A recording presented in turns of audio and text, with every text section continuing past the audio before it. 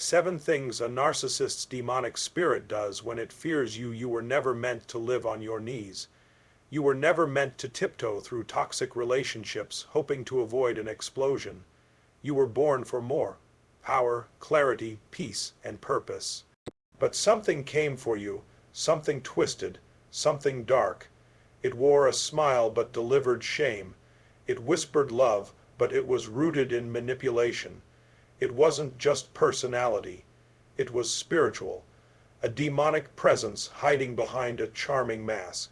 And guess what? That demonic force fears you. It trembles the moment you start waking up, rising up, and speaking truth. Because when you reclaim your power, when you stop being the emotional supply, that entity sees the indie of its reign over your mind, your spirit, and your destiny.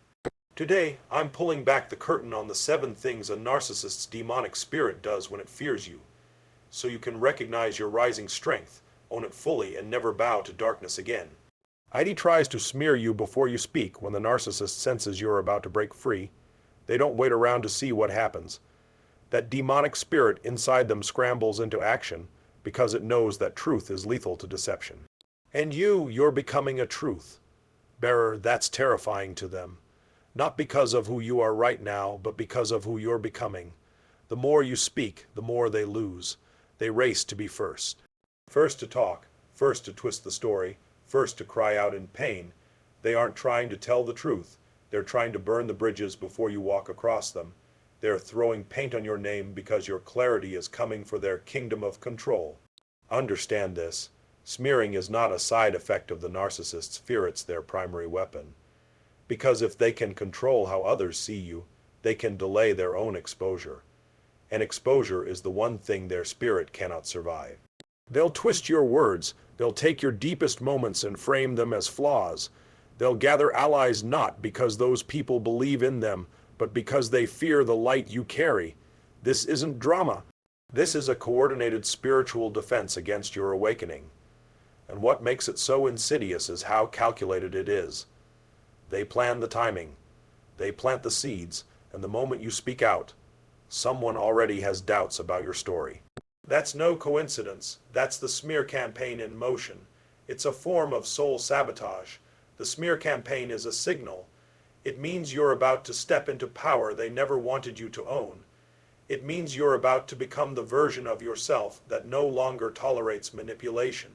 It means you're shifting the atmosphere, and they're scrambling to pollute it before your truth breathes into it. The people who once looked up to you suddenly have concerns. The friends who once confided in you suddenly seem distant. But pause, look deeper. What changed? Not your integrity, just the story told about you behind your back. And that shift should confirm something in your spirit. They're terrified. The more they talk about you, the more desperate they become. Their greatest fear isn't your revenge, it's your voice. Because the moment your voice aligns with your truth, their lies collapse. You become radioactive to the kingdom of falsehood they've built. But this is the point where most people break. This is where fear tries to pull you back in. You start questioning yourself. You think maybe you were too harsh. Maybe they're not all bad. That's the smear campaign doing its second job. Not just discrediting you to others, but to yourself. You've got to realize something powerful here. The louder they get, the closer you are to freedom. The messier it gets, the more certain you should be that your soul is rising. When you become dangerous to darkness, all hell breaks loose. And that's not a curse, that's confirmation. If people walk away because of rumors, let them go. If others believe the worst about you without asking for your side, they were never for you. This pruning is divine. It's removing the crowd so you can walk in purpose without chains. You are not being destroyed, you are being distilled. The smear campaign is proof that your story is so strong, it had to be sabotaged before it reached the stage. But no lie is stronger than a soul awakened. When you speak truth and refuse to play their game, something miraculous happens. Your peace returns, and peace is the sound a narcissist's spirit hates most, because it means they lost control. They fear your healing more than your hatred. They fear your truth more than your tears. So when the smear begins, don't shrink, don't explain, don't chase people.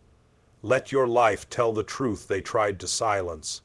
Let your strength be the reply to every lie. And let the fear you trigger in their demonic spirit be your daily confirmation that you're finally becoming who you were always meant to be.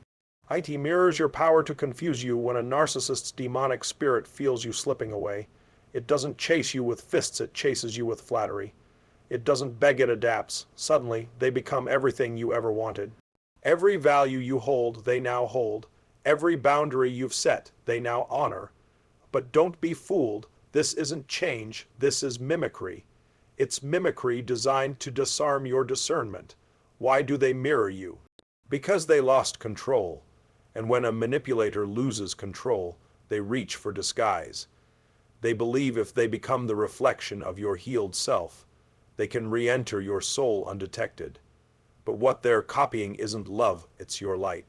Mirroring is one of the most dangerous phases of narcissistic fear because it hits where you least expect it. Your hope. It plays with your desire to see the good in people. It weaponizes your compassion. And it confuses your clarity, because now the person who once tore you down is suddenly speaking your language. They quote healing, they talk about growth. They say things like, "I finally see what you meant." It sounds beautiful. It feels familiar, but it's not love, it's a performance, one designed to bait you back into the cycle before you exit permanently. This is not the return of a new version of them. This is the return of a desperate version of their strategy.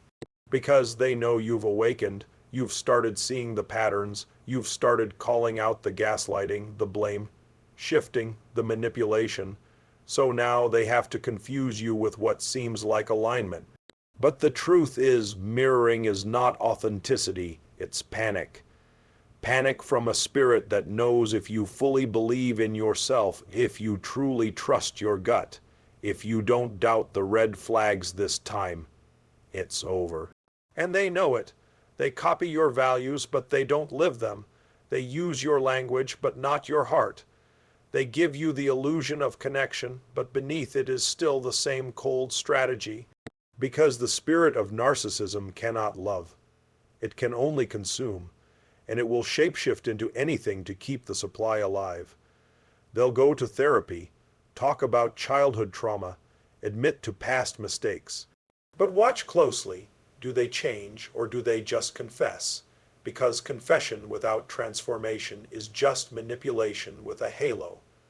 The moment they start mirroring you, you must pause and anchor yourself. Look past the words and into the fruit. Are they taking responsibility or rehearsing humility? Are they leaning into your boundaries or rehearsing their next entrance? A narcissist's fear doesn't make them honest, it makes them creative. And they will play any role to re-enter your story. The most dangerous actor is the one who studied your soul. This is why clarity must become your currency. Don't trust words. Don't trust the look in their eyes. Trust the pattern, trust the timeline, trust the silence that follows when you stop reacting. They fear your new identity because it's no longer compatible with their tactics. So they create a counterfeit version of themselves, hoping you'll feel chemistry again. But you don't need chemistry. You need consistency, and they can't fake that forever. You're not crazy for feeling confused. The confusion is by design. It's meant to pull you back into the fog, but your awareness is your sword now. Your discernment is the firewall. Don't give that up just because someone remembered the right script. Mirroring is their last disguise before exposure. It's the costume before the collapse. And if you hold firm, stay centered, and resist the temptation to go backwards, you'll watch their mask fall under the weight of your unwavering truth. And when it does, you'll see not a soulmate, but a shapeshifter. Not a partner, but a performer. And in that moment, you'll realize the greatest love you could give is the love you never again give to someone who only mirrors, but never matches, the strength of your soul. ID plays the victim to reset the power dynamic. There comes a moment when the narcissist realizes they've lost control over you, and in that moment, something diabolical happens. They flip the script. The abuser becomes the wounded. The manipulator becomes the misunderstood. And just like that, you're pulled into a storm of guilt, confusion, and misplaced responsibility. This is not remorse. This is strategy. It's their last-ditch effort to regain power through pity. When they can't dominate you through fear or flatter you into submission, they try to collapse in front of you, hoping you'll rush to pick them up. Why? Because they know your compassion is your superpower, and they want to use it against you. The victim act is meticulously designed to disarm you. It's a performance. Tears, silence, sad stories, even health crises. They weaponize suffering to manipulate perception. Suddenly, you're no longer the one who was wounded. You're now cast as the cold, uncaring aggressor, and they're just trying their best. It's emotional blackmail dressed up as vulnerability. You see, true vulnerability invites connection, healing, and honesty. But narcissistic vulnerability is transactional. It's a trapdoor. Once you step into it, they regain emotional leverage over you. And suddenly you're explaining yourself, defending your intentions, and walking on eggshells. Again, this tactic works especially well on those who are empathic, spiritually grounded, or raised in environments where being nice was confused with being a doormat. You were taught to fix, to rescue, to be the glue. And they know that. That's why they play the victim, because your heart is their last hope for a comeback. They don't care about healing. They care about re-entry. When their demonic spirit plays the victim, it's not to connect, it's to distract. It's to create smoke so you forget the fire. It's to shift the spotlight so you start defending yourself instead of standing in your clarity. And they're skilled at it. They'll bring up their childhood trauma, their depression, their anxiety, their abandonment wounds. But watch closely. Those things were never a concern when they were hurting you. Suddenly, now that you're free, they care about introspection. No, they care about control. The narcissist's victim role is also about optics. They want to seem like the one who's been betrayed. They go around telling people they did everything right. They'll post quotes about fake friends and broken trust, but it's all camouflage. They're not hurting. They're hunting. This is why it's critical you hold the line. Your boundaries are not cruelty. Your silence is not abuse. Your detachment is not betrayal. It's called self-preservation. The moment you realize they're victimhood is an act of war in disguise, you stop falling for the trap and start standing in your truth. You'll feel the pull. You'll hear the words, "I'm so broken. I just need someone to believe in me. You're the only one who ever understood me." But here's what they won't say: "I'm sorry for what I did to you," because ownership would mean giving up control, and their spirit won't allow it. Let them cry, let them post, let them build sympathy where they find it. You don't owe anyone your peace to prove your heart. Let your transformation speak louder than their victimhood ever could. Truth doesn't beg to be believed, it just is. And remember, if they truly wanted healing, they'd pursue growth, not guilt trips. They'd seek help, not hooks. They'd apologize without demanding reconciliation. But narcissists don't seek healing. They seek access. And when they can't dominate you with pride, they'll try to slip in through pity. You have to choose what part of you they no longer get to reach. Choose your peace over their performance. Choose your wholeness over their wounds. Because if they can no longer make you feel sorry for their pain, they can no longer make you surrender your power. This is the shift they fear most, when your empathy evolves into discernment, when your heart opens to truth, not just emotion, and when your love becomes fierce enough to say, "I believe you're hurting, but I will no longer bleed for it." IT recruits others to do its dirty work. When a narcissist realizes they can no longer directly control you, they activate their network. They call in their army, not of warriors, but of enablers. People who don't know the full story, but are more than willing to carry the message. Why? Because a narcissist's demonic spirit thrives through triangulation. It isolates you while building a false narrative around you. They use these people as pawns in their strategy, flying monkeys.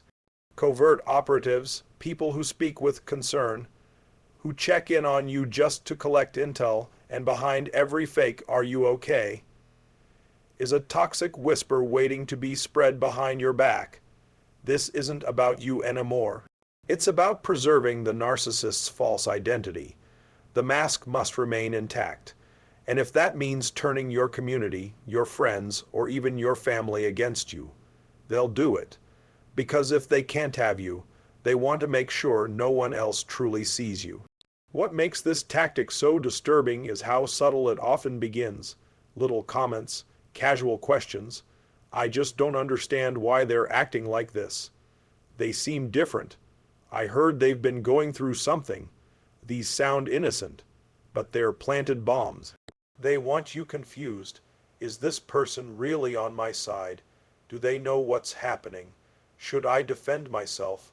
And just like that, your energy is scattered. You're trying to manage perception instead of living in your power. That's the goal. Divide and conquer. You must understand this. Narcissists don't just lie to people. They lie through people. These individuals may not be evil themselves, but they're being used as mirrors to reflect the narcissist's version of reality. And as long as they don't question it, they become part of the machinery of manipulation. And when you push back, when you call it out, guess what the narcissist says? "See, I told you they're unstable." Every reaction you give is recycled into their story. That's why the greatest revenge is stillness. The greatest victory is not proving your side. It's outgrowing their war. You don't need to fight the flying monkeys. You need to rise above the entire circus. Your peace is the loudest answer. Your success is the clearest rebuke. Every minute you spend trying to convince someone of the truth is a minute stolen from your growth. Let them gossip. Let them speculate. Let them sit around and analyze a life they'll never have the courage to live. You don't need their validation. You've got your vision, and your vision is not up for community vote. You'll lose some people. That's inevitable. But you won't lose anything that was truly meant to protect, support, and empower you. Because real ones don't believe the worst about you based on someone else's whisper. They come straight to your door and ask for the truth. You're not being isolated. You're being elevated. Let the crowd thin out. Let the chatter fade. Because on the other side of this smear campaign is a new level of clarity and calling that can't be reached if you're still trying to keep everyone comfortable. The spirit behind the narcissist fears exposure, so it creates confusion. But your light doesn't need explanation. Just keep shining. Their lies will expire. Their army will scatter, and the truth you carry will echo long after their narrative collapses. This isn't about revenge. This is about rising. And when you rise, when you keep your peace, hold your ground, and refuse to bend to the noise, you send a signal into the spirit realm that their manipulation no longer has access to you. That is your power, and that is what they fear the most. ID tries to mimic your light to infiltrate your NEW level when a narcissist realizes they can no longer dominate your world. They switch tactics in a way that's both cunning and deceptive. They start imitating your transformation. Not to honor it, but to manipulate it. They try to mirror your glow, your growth, your words, your healing, all in hopes of getting back in. But don't be fooled. This is not evolution. This is infiltration. You see, when they can no longer destroy you through intimidation, they attempt to seduce your spirit through imitation. They'll echo your language of self-love, pretend to support your boundaries, even quote scriptures or spiritual truths you once lived by. But underneath it all, their spirit is unchanged. Their heart is still hunting. They are watching your rise, watching how people respond to your light. And because they crave influence more than integrity, they figure if they can't beat you, they'll try to become a distorted version of you, one that wears your wisdom but still carries their manipulation. This is why spiritual discernment is more crucial now than ever, because what looks like growth might just be mimicry. The narcissist has no real interest in transformation, only access. They study you not to celebrate your healing, but to reverse engineer it. They want the power of your presence without doing the inner work it took to get there. They will show up in places that celebrate your breakthrough, They'll sneak into your circle with compliments and apologies. They'll pretend they've changed, not because they actually want to heal, but because they fear your influence and want a piece of it. They may even start copying your words verbatim, your affirmations, your mantras, your quote, boasting them as their own.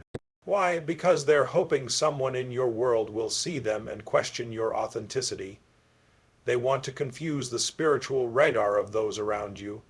But here's what they don't realize. The anointing on your life cannot be duplicated. The oil on your journey came through pain they never endured. The authority in your voice was forged in suffering they watched but never carried. You can copy words, but you can't fake weight. And the weight of your healing is what gives your presence power. This mimicry is not admiration, it's theft. They want to siphon your essence to build a counterfeit persona, one that masks their fear with false alignment. But the fruit never lies, give it time. Truth always outs itself, because eventually their mask will melt in the presence of real fire. You don't need to clap back. You don't need to announce their mimicry. You just keep evolving, keep showing up, keep growing. The deeper you root yourself in authentic healing, the harder it becomes for imitation to hijack your legacy. This tactic is born out of desperation. The narcissist's demonic spirit knows that true influence can't be manipulated, so it resorts to mimicry as a disguise. But the spirit of truth within you will always expose the false light. You are not just healed, you are illuminated. You don't glow from attention. You radiate from alignment. Don't let their counterfeit version of your breakthrough trigger you. Let it remind you that your journey is so powerful, so undeniable, so real, that even those who tried to destroy you are now trying to copy you. That's not flattery, it's spiritual warfare, and your weapon is this, unwavering authenticity. You didn't fake your glow, you earned it, through tears, through loneliness, through spiritual battles most wouldn't survive. That glow is your armor, and when they try to mimic your light, they only expose their darkness. So stand tall. Don't shrink when they echo your truth, because what they're truly afraid of is not just your light, but the fact that it's no longer under their control. IT tries to destroy your reputation to cancel your rise when all else fails, when charm can't seduce you, when threats can't break you, and mimicry can't get close. The narcissist's final weapon is destruction, not of your body, but of your reputation. They know they can't touch your soul anymore, so they aim for your name. This is character assassination at its most vicious, a spiritual smear campaign. They'll drag your name into conversations you're not part of. They'll twist the truth, lie by omission, exaggerate your mistakes, and project their own sins onto your story. Why? Because if they can't control you, they want to control how people see you. But listen closely. This is a compliment from hell. Your rise threatens their lies. Your visibility exposes their deception, and your reputation is a threat to the false identity they built while standing on your back. So they do what cowards do. They attack what they cannot access. They try to assassinate your image because they've already lost access to your reality. They'll go to mutual friends, family, social media, community spaces, anywhere people will listen. They'll paint themselves as the calm one, the rational one, the victim. And you'll be labeled unstable, angry, bitter, difficult, too sensitive, unforgiving. It's spiritual warfare, because what they're after isn't just revenge, it's relevance. They can't stand the idea that you are now thriving without them, that you've broken the cycle, that you've escaped the control grid, so they launch missiles of doubt and deceit, hoping to slow your momentum. This is where you must remember who you are. You are not your reputation. You are your reality. Reputations can be damaged by rumor, but reality is built on truth. And truth doesn't need a campaign to win it, just needs time to stand. This season is going to require you to be silent in rooms where you're being lied about. That's hard, but it's holy, because when you protect your peace instead of defending your name, you walk in a power that no smear campaign can shake. What God ordains, gossip cannot cancel. The narcissist hopes to provoke you into reacting, into lashing out, into doing something that proves their twisted narrative, but don't take the bait. Keep your hands clean, Keep your focus forward, their lies are small fires, and you are walking in wildfire truth. Here's the secret, they can only cancel what you agree with, but when you refuse to internalize the lies, when you stop needing everyone to believe you, you unlock an unshakable freedom. Let them talk. Let them spin. Let them scheme, because your rise is not a rumor. It's a reality. Their attempts to destroy your name only amplify your message. You become living proof that favor doesn't need permission, that calling doesn't need consensus, that truth doesn't die in gossip, it rises through it. So bless those who walk away. Honor those who doubt you. They were never assigned to your destiny anyway. And every person who leaves you because of someone else's story was never meant to carry the weight of your truth. Let them assassinate your reputation. Just make sure you protect your character. Because when the dust settles, it won't be the loudest voice that wins. It'll be the one that never stopped building while they were busy talking. And you, my friend, are building a legacy that lies cannot touch.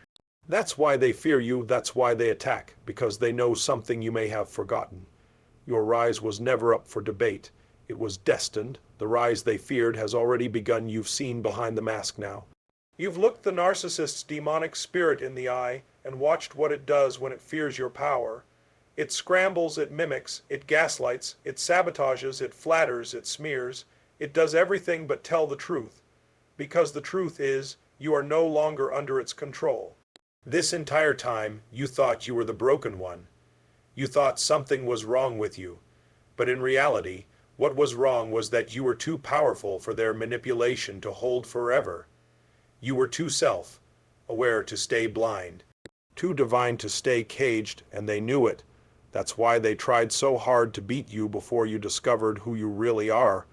Let this moment hit your spirit like a lightning bolt of truth. If the demonic spirit inside the narcissist fears you, then you must be carrying something sacred. You must be walking with favor. You must be operating with fire they can't put out. You are no longer the person they could manipulate, gaslight, or control. That person died in the fire, and what came out is unrecognizable to them. They're afraid of your awakening. They're terrified of your clarity. They panic when you stop reacting.